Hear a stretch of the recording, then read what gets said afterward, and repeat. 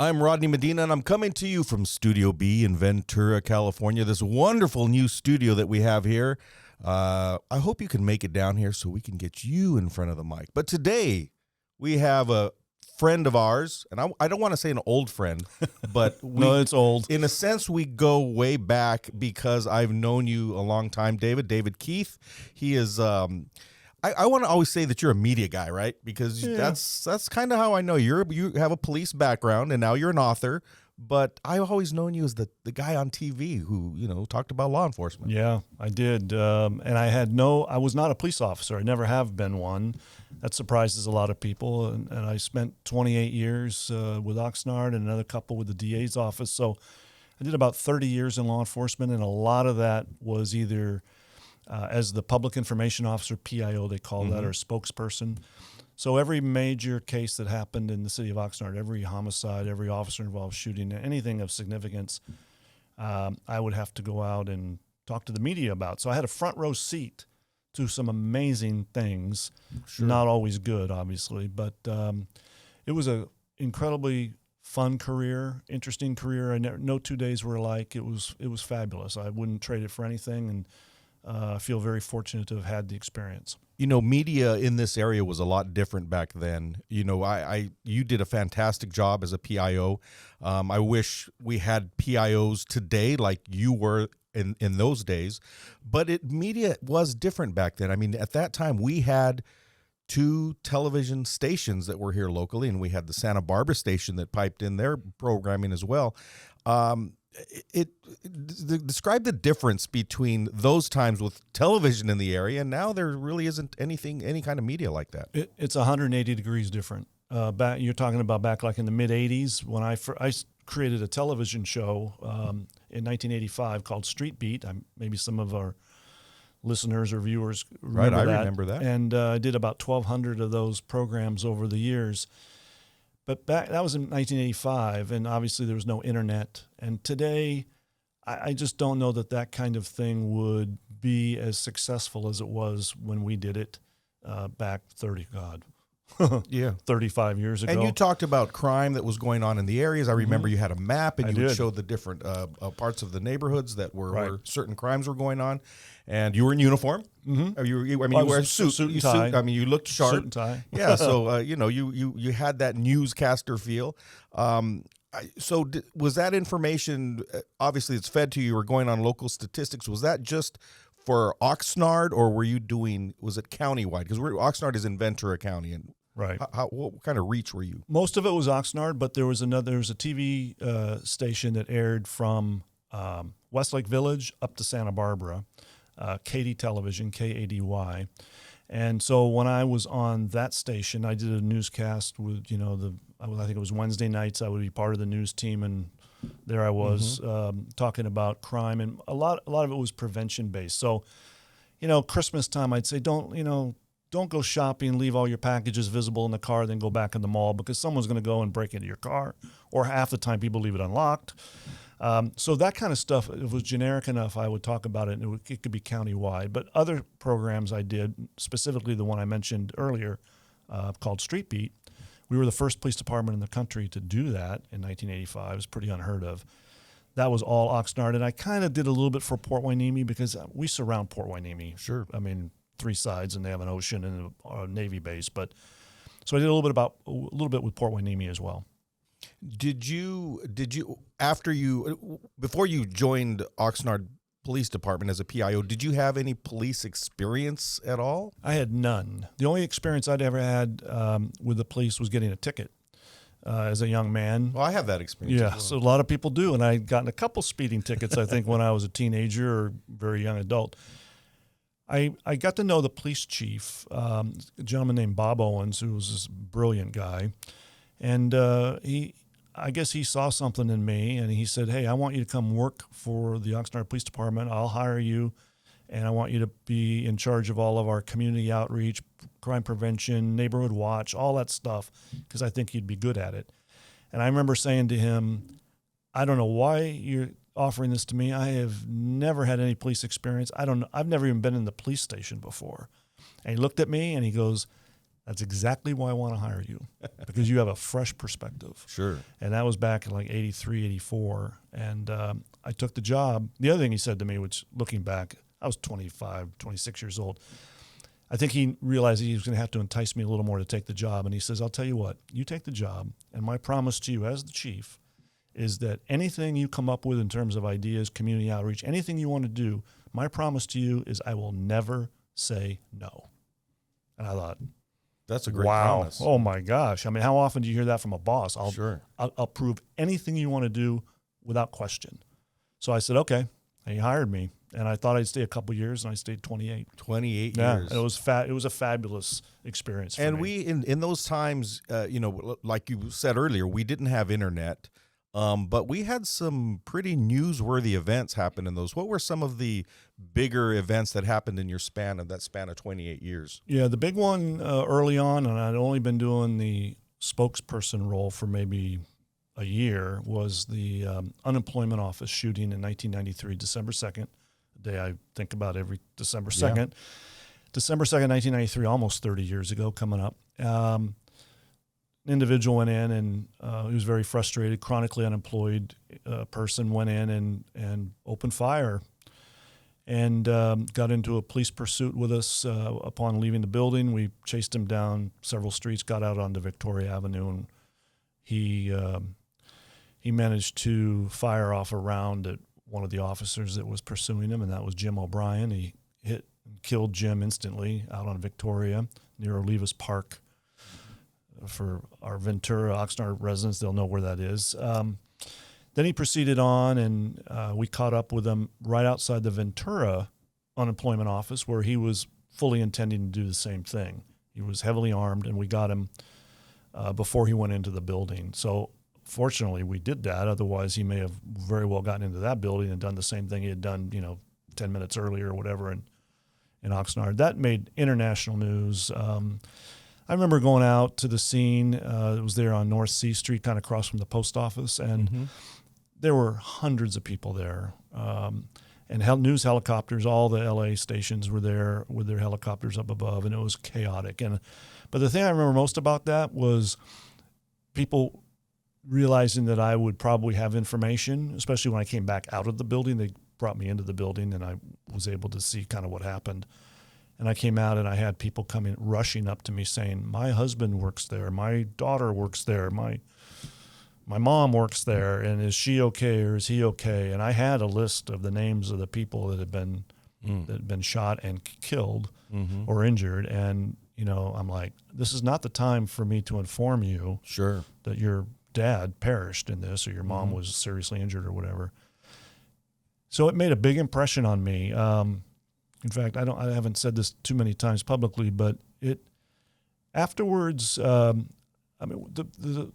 bad guy was dead, outside the Ventura EDD. But I got home late after doing, I don't know how many interviews, all the live ones at the 11 o'clock hour, 11 p.m. for LA. My wife was waiting up for me, and I just remember at that point I kind of allowed myself to, I'm not going to say I freaked out, but it hit me. You're so busy and you have a job to do that I didn't allow myself any kind of downtime. But when I got home and it passed me, and I can kind of sit, I remember sitting at the kitchen table, and it hit me very, very hard. And in fact, for several days, I slept with the light on in my room, in my bedroom. Even again, I knew the guy wasn't a threat anymore, but it impacted me that much. And so that's definitely the one that had the most impact on me. There were others. There was later in my career, toward the end of my career, we had a young man shoot and kill another student at E.O. Green School in a classroom, and that made international news. Right. So then you get your CNN in there, and you get all the Dateline, all the TV shows that want to do an hour, and but those are probably the two biggest. Sure, and just hundreds of things that you witnessed in between and over those years. Did you anticipate the type of emotional, how emotionally shaken you would be, over all of these events that you witnessed? I mean, you're going into a job that probably were you ready for that? No, I wasn't. I was ill prepared, and I didn't know it. I can remember the first homicide I ever went to and seeing the first deceased person. Sure. It was in a living room.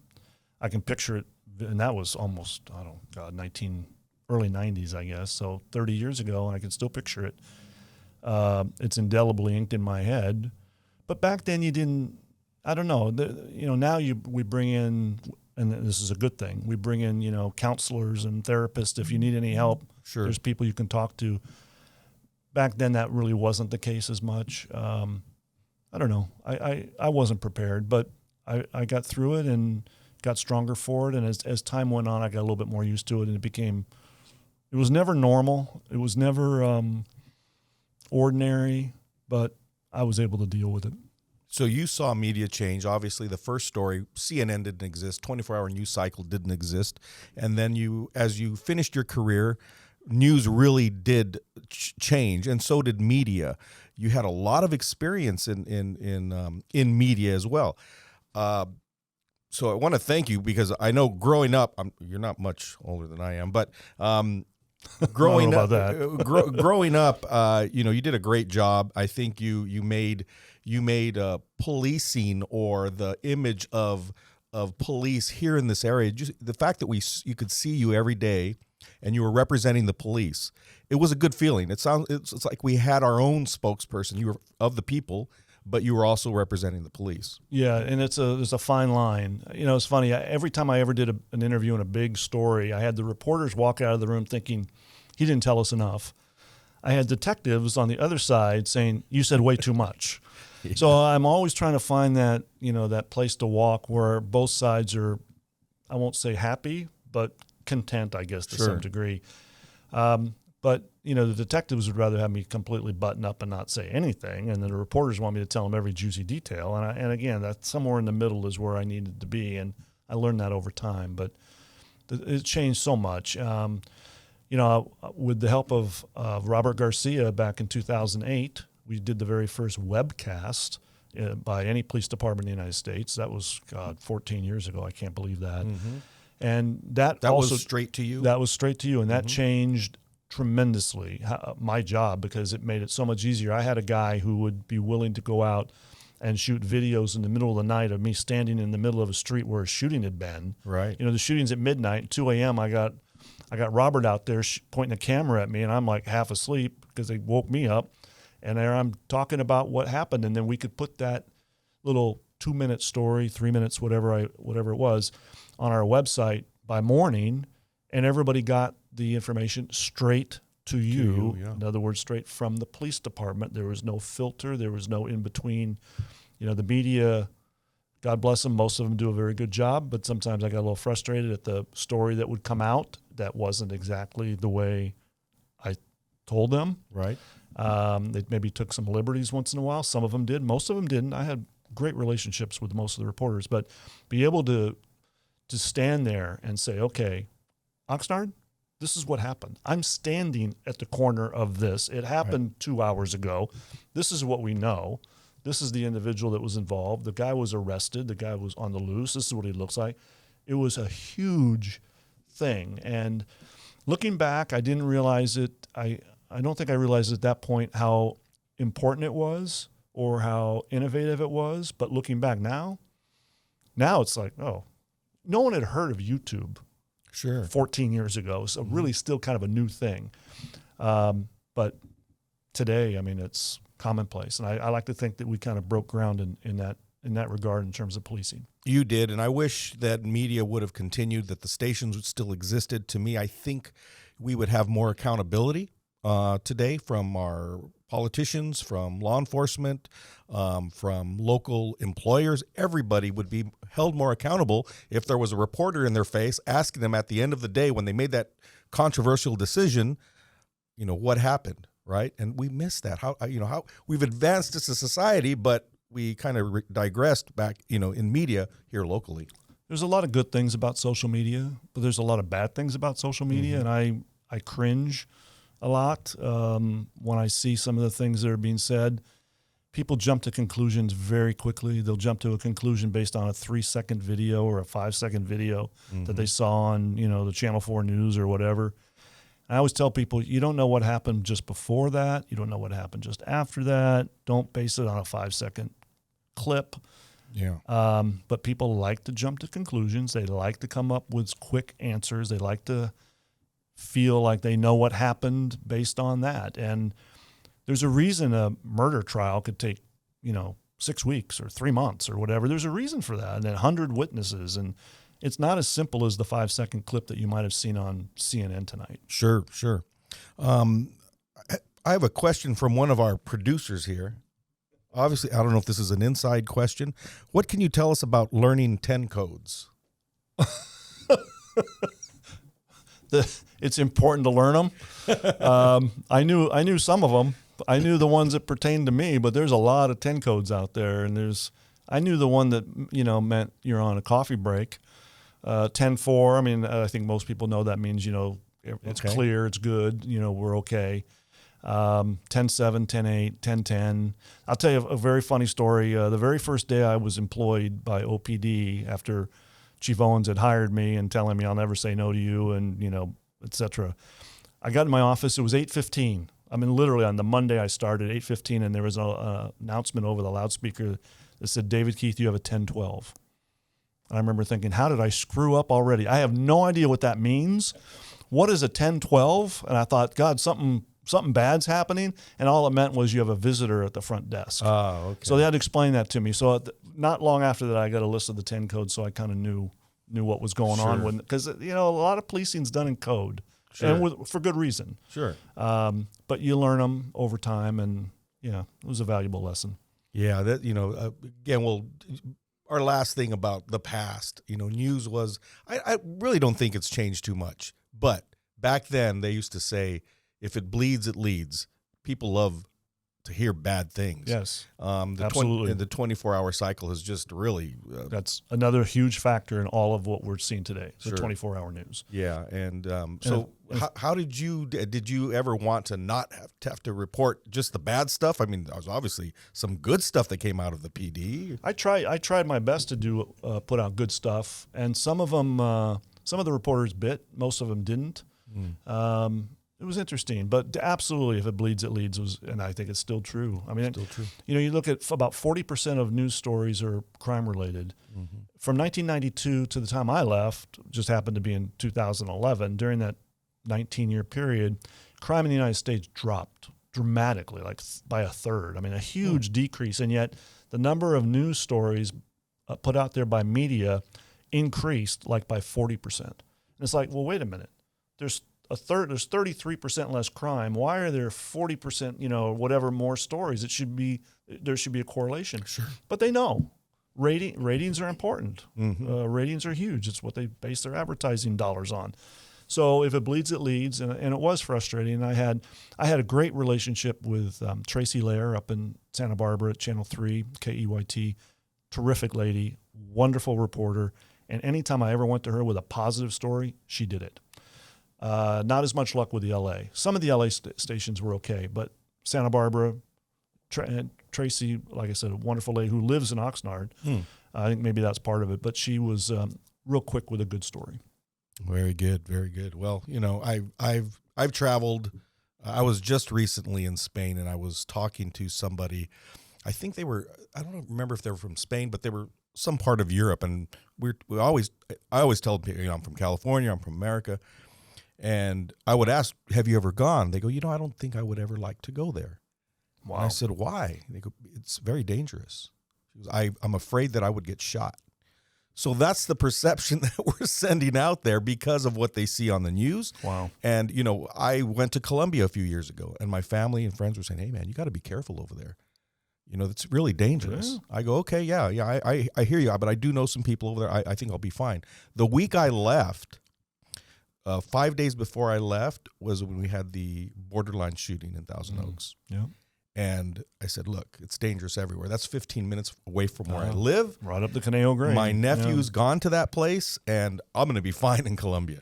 Yeah. So the media has to be careful, but I know they do it for ratings, but it's unfortunate that we live so much on this news cycle that's negative, because it does really give a negative connotation around absolutely. the world. Yep. So now post PIO, I see over there you have a stack of books. I do. And I know you don't run a library. No, I don't. But you help fill a library with, you're an author now. I am. That is incredible. You're an author, and you're on your fifth book? I just published my fifth book, my fifth novel. They're all fiction. First four crime-related, murder mystery kind of stuff that, like I mentioned earlier, I had a front row seat to a lot of interesting things. So I incorporate a lot of that in my writing. The last book was a total different direction. I wrote, it's kind of a romantic comedy. I joke about I have no business writing a romantic comedy, but I wrote it and I enjoyed writing, and it was fun, and it was just something that kind of came out of me, and I wrote it very quickly. Most of my books take on average about 8 months to write, and I wrote this romantic comedy in about 8 weeks. It just flew out of me. But so the quick story, people always ask me, well, how did you decide to do this? And I did not have any ideas of grandeur when I was working, that I was going to retire and write a novel. I never crossed my mind. That sounds pretty romantic in itself, right there. Yeah, it does, and I wish I could say that was the case. But my idea was more play golf and travel and do some fun stuff. But we were taking our daughter down to San Diego to look at colleges, our youngest child, and she was a senior in high school or junior, whatever it was. And we got on the freeway, and we had a big 18-wheeler truck come into our lane and just about squish us. It was, I don't know how I managed to maneuver, braking or whatever, swerving, and he didn't hit us. But as he was going past on the driver's side, probably not a foot from my face because he was that close, I remember seeing the words refrigerated going by, and I thought, and I know this is bizarre, and people think you are definitely a weird individual because of the way your mind works, but I instantly thought, I wonder if you could put a dead body in that truck, freeze it, and fool investigators as to the time of death. Did the guy die yesterday? Did the guy die a year ago? How long has he been frozen? Because time of death is something that investigators routinely look at early on. They want to find that out. And oftentimes it's obvious. Other times it's not so obvious. But what if you had a frozen body? Sure. How would you solve that crime? And so I didn't say anything to my wife or my daughter who were with me, but I went all the way down to San Diego. I think it was safe that you didn't say anything. Because they already think I'm nuts. But by the time I was in San Diego 2 hours later, because this was downtown LA, this all happened, I had this idea for this book. And I thought, I've never written anything. This would be kind of a cool story. So came back a day or two later after looking at all the colleges in San Diego, and I sat down at my dining room table, and I started typing on my laptop, and I basically wrote the first 11 pages of this book. And I read it a couple times. I go, it's not terrible. I mean, I'm not John Grisham or anybody, but it's not bad. So I continued to write, and anyway, ultimately it became this book. It's called Icy Betrayal: Frozen Body in a Truck, and I got it out there, published, and it actually sold really well and got very nice reviews, which was amazing to me. And so it sold really, really well. A lot of people enjoyed the book. So I decided, well, I better write a sequel. So I wrote another book called Hard Landing, and that came out about a year later. It took me 8 months to write it, put it out, and that went over very well. And then this one came next, called Equal Time. And this one was kind of a cathartic effort on my part. This is an officer-involved shooting, and how the media portrays officers in those very difficult times.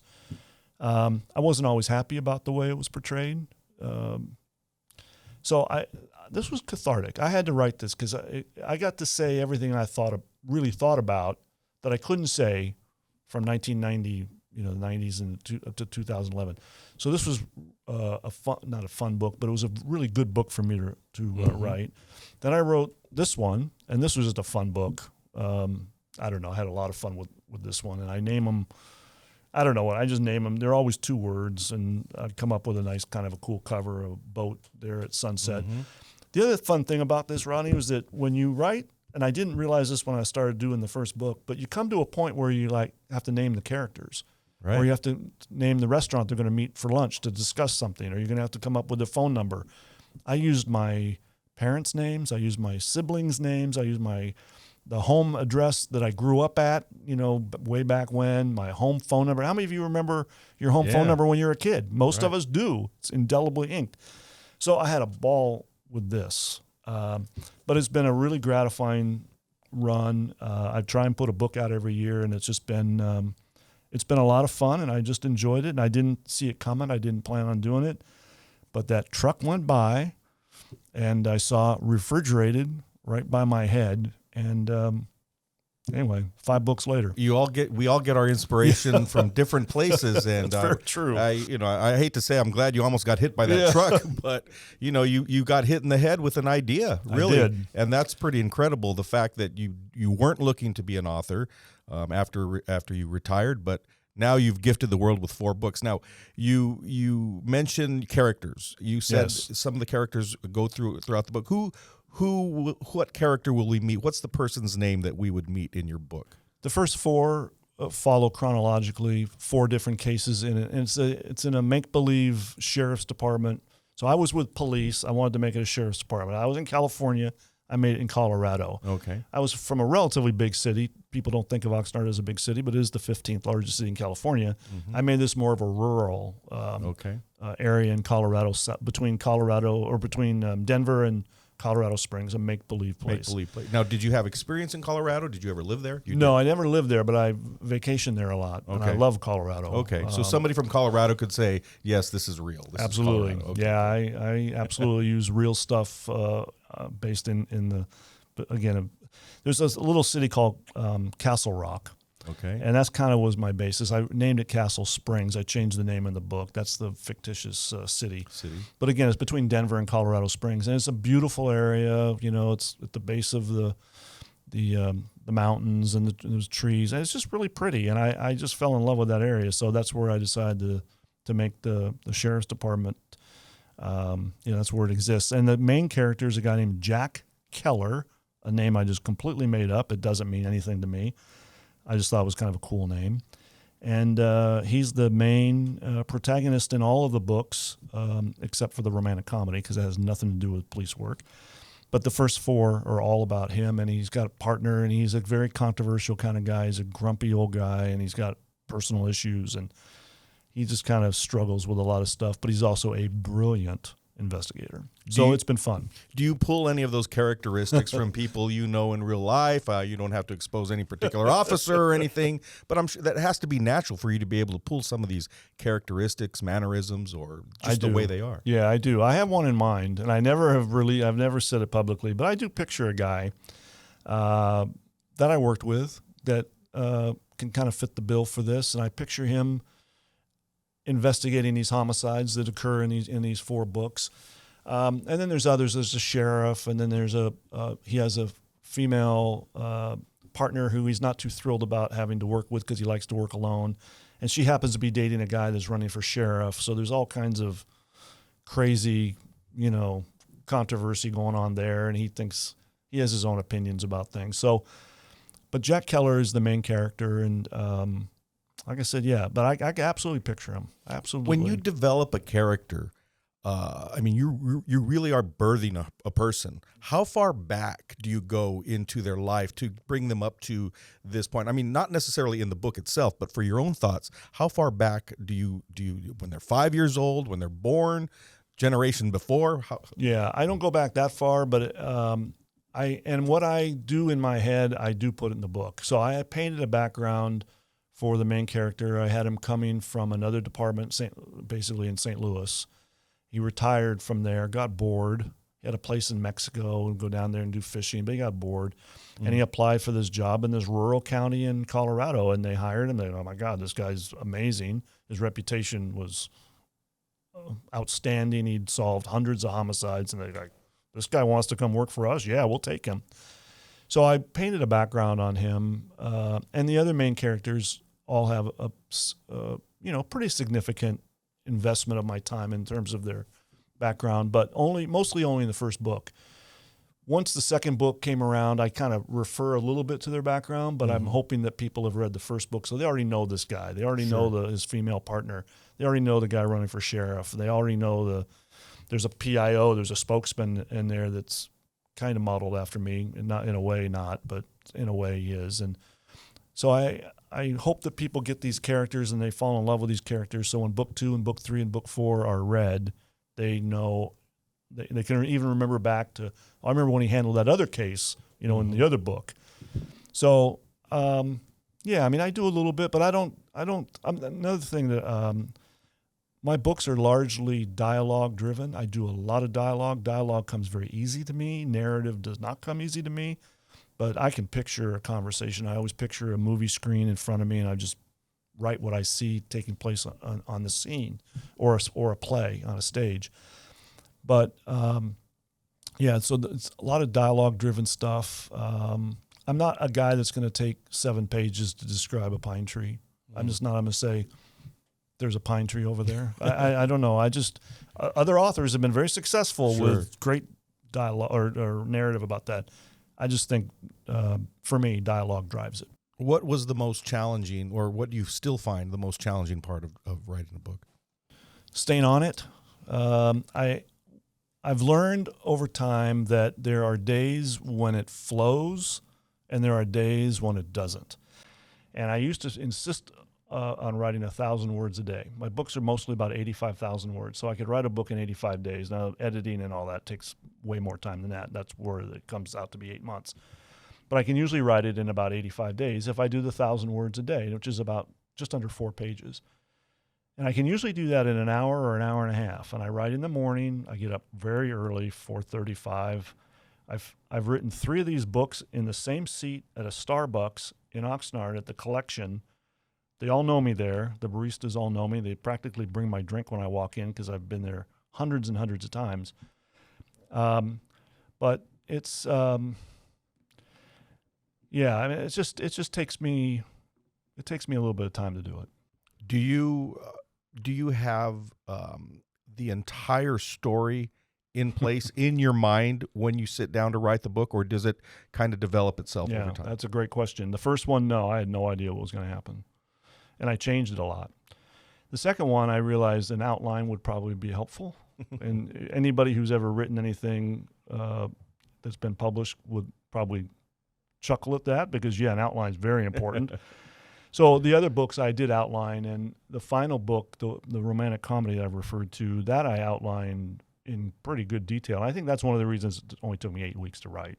It wrote itself. Mm-hmm. The other ones, this first book, the one where the body's frozen, I went different directions and I would tear it up. And I went a different direction. I didn't like it. I'd tear it up. And that's why it took me so long to write it. But I should have, in retrospect, I should have outlined it, and I didn't. But I learned my lesson. Who's your number one editor, or who do you get? I know you're married. I was going to say, does Giselle read your books? Does she read them in the process? Do you throw ideas off of her? What do you think about this? Anything like that? She does read. I'll write. She doesn't read every 1,000 words that I write each day, but when I get a chunk of 20 or 30 pages, she'll look at it and give me some feedback.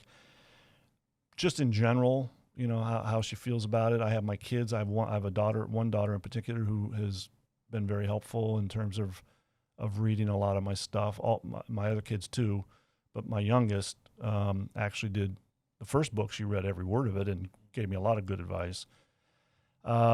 And I have a professional editor who is amazing, a young woman in Thousand Oaks who's just unbelievable. And she catches every little error, and I do make several, or more than several. And she also has a very sharp eye for plot line. And she says, here on page 227, you said this, but I remember back on page 89, you said that. And these two things are a little bit at odds with each other. So you might want to either change page 89 or change page 227 because they're a little bit in conflict. She catches all that. Sure. So she's been a huge help to me.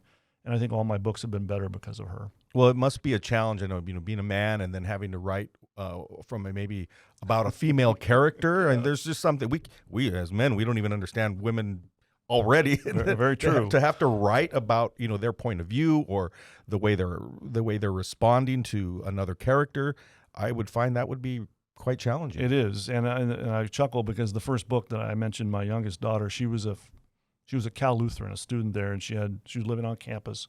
It must have been her first year, I guess.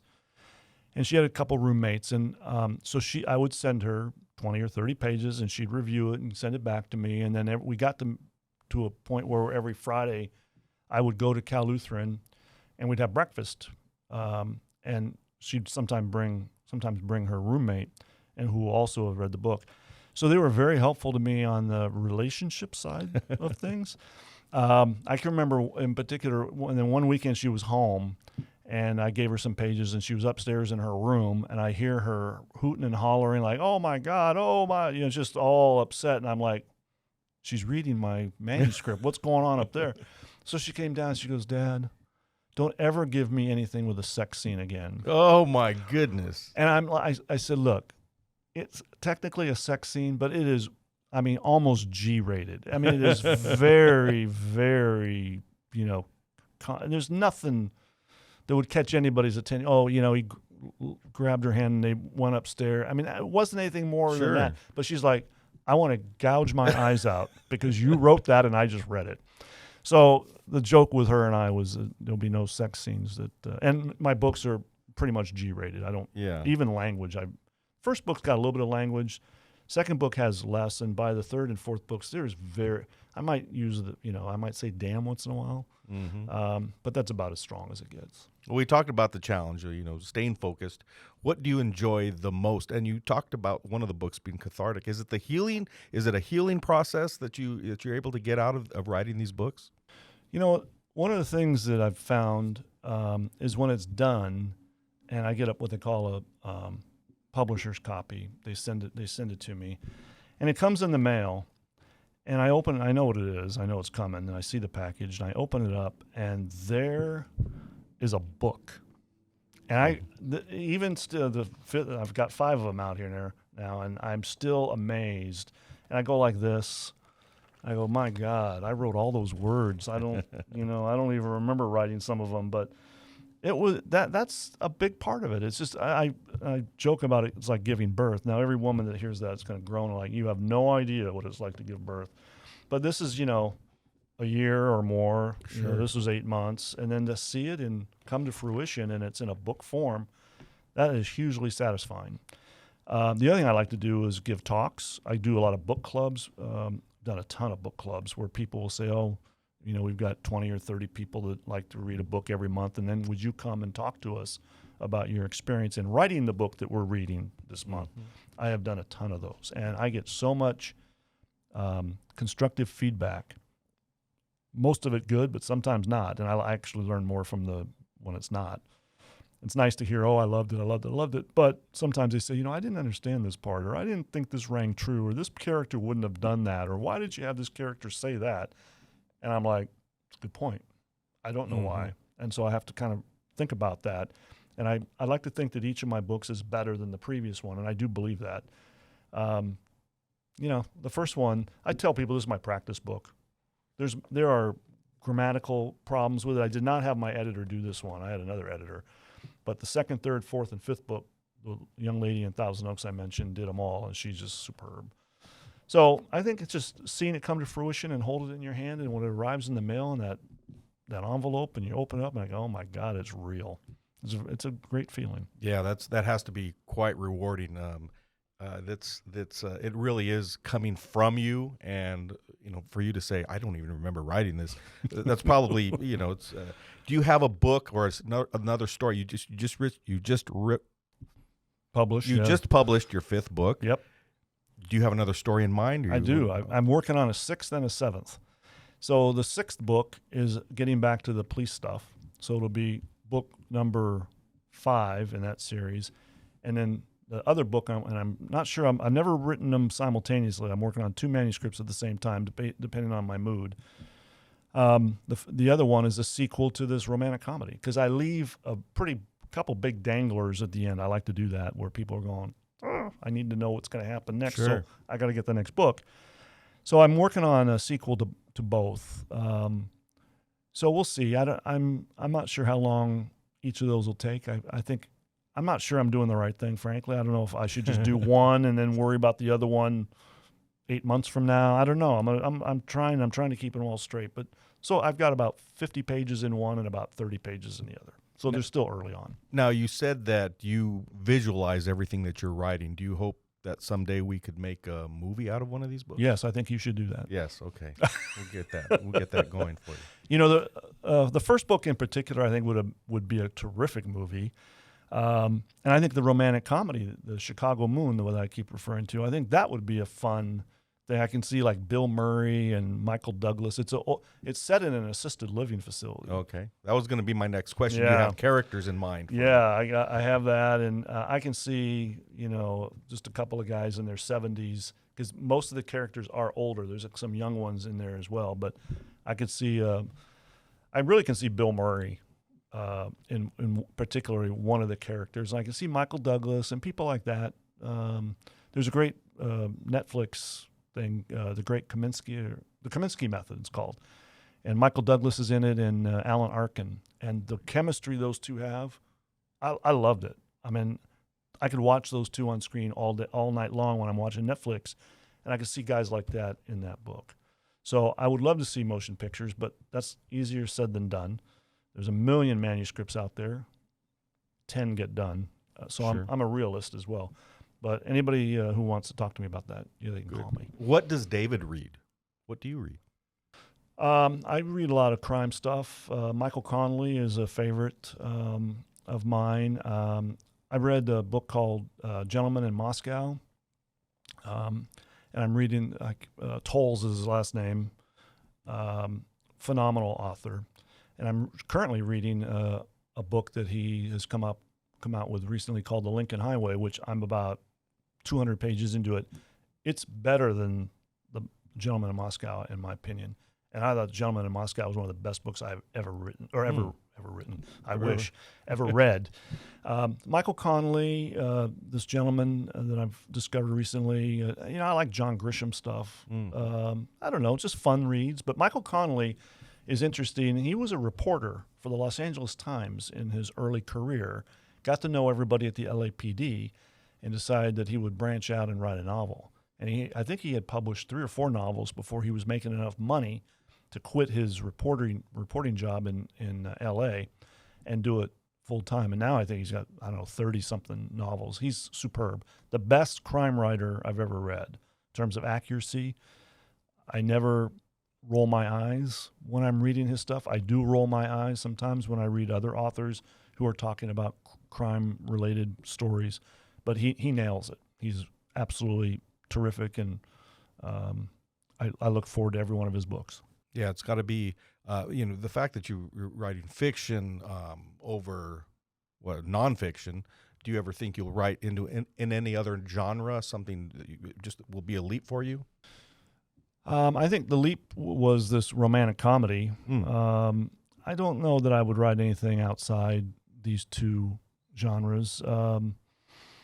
I don't know, but you never say never. And I never thought I'd write the romantic comedy until this envelope kept filling up with these ideas. Sure.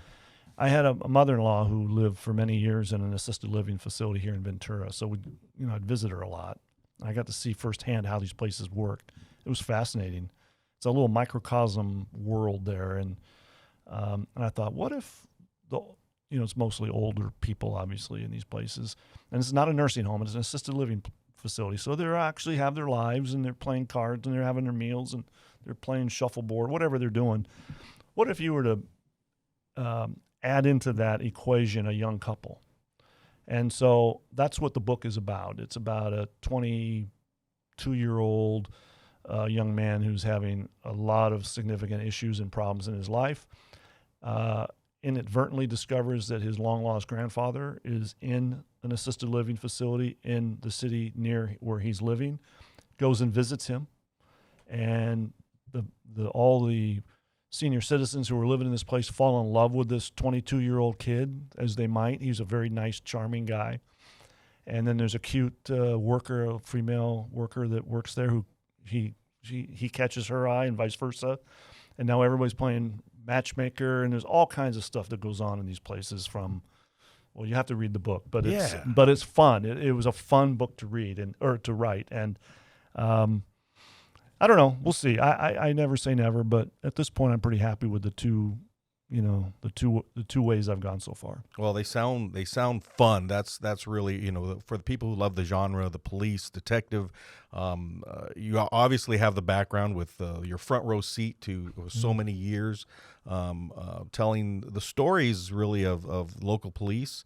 And now, you're married, so wait, romantic comedy. There you go. I don't know. I mean, this is, I don't know if I have any business writing it, but it was fun. And the people that I've talked to have read it, have really enjoyed it. COVID kind of gets in the way of some of this. I can't do as many book clubs and book talks and things, which I like to do. Those have all been kind of reined in for the last couple of years. So hopefully that'll open up a little bit more and I can get back to it. Are your books available on audio? No, they're not. They're available on Amazon is the best place to go and get them. I mean, you can get them through Barnes & Noble and all that, but Amazon's the most economical way to do it. You can do it on the Kindle Lending Library, and there's a lot of different ways you can access it. But no audio. I've thought about it. You have a great voice. That's why I bring it up. Oh, thank you. But I don't know. I don't know if I could read the whole book. Yeah. Oh my, I don't know. Well, maybe you can have Morgan Freeman read it for you. That would be good. Yeah, I would allow that. So how can people find your book?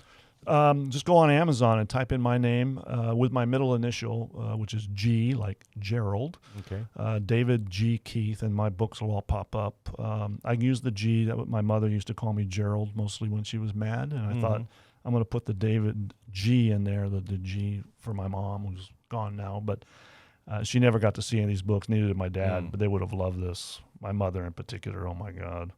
She would have been over the moon with it, no pun intended with Chicago Moon. But so yeah, David G. Keith, go on Amazon and all of them pop up, and I price them pretty reasonably. And if somebody who really is strapped and doesn't have the resources to do that, they're also available at the Oxnard Public Library.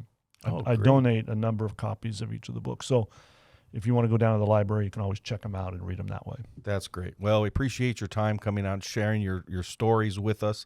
You really had you're living your second life now. And you're continuing to grace us with your media skills. Oh, thank you. Now a communicator with the PIO. Now you're a communicator through your books, and I'm going to definitely read Icy Betrayal because I want to hear that. I want to see what that refrigerator truck inspired in you. I hope it doesn't take another close call like that to inspire your next book. But I don't know. I have a sick mind. That's what everyone tells me when I tell that story. They go, "You thought of that when you're thinking about putting a dead body in that truck?" Yeah. I go, well, that's kind of the way I thought, because that's kind of what I was working in that environment. I saw it all the time, and I don't know. That's what pops in my head. Yeah, a little different. Well, thank goodness, I think, for that big truck and that day. But we're glad you're safe, and continue your good work. And please pick up his book at Amazon, David G. Keith, like Gerald. You too can be his mother, mad at him, and call him Gerald. Yeah. You can call me Gerald. Okay, David. Well, thanks you so Rodney. much. I appreciate your time, and my good pleasure. luck, and we'll keep looking out for new books. Sounds good. Thank you. All right. Thank you.